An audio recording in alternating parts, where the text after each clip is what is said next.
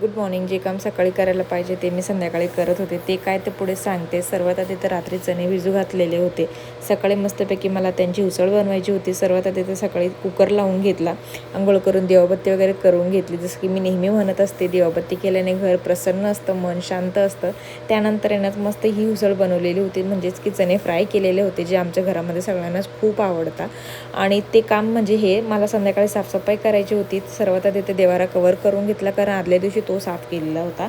हे 2-3 जे रॅक हे आहेत ना, ते मला साफ करायचे होते. खूप धूळ झालेली होती. माझ्या किचनच्या खिडकीमधून खूप धूळ येते आणि त्या गोष्टीचा मला खूप त्रास होतो. पण नेहमी नाही, पण फेस्टिवल्समध्ये मी सगळे भांडे वगैरे घसत असते. जसं की आता पुढे दिवाळी आहे, गणपती आहेत, नवरात्र आहेत, म्हणजे भरपूर असे सण येतील, ज्यावेळेस मला हे सगळं आवरावं लागेल. आणि एक करून मी सगळे कप्पे साफ केले. आणि जो 3 नंबरचा कप्पा होता ना, त्याच्यामध्ये एवढा पसारा होता, हे मला आजच समजलेलं होतं.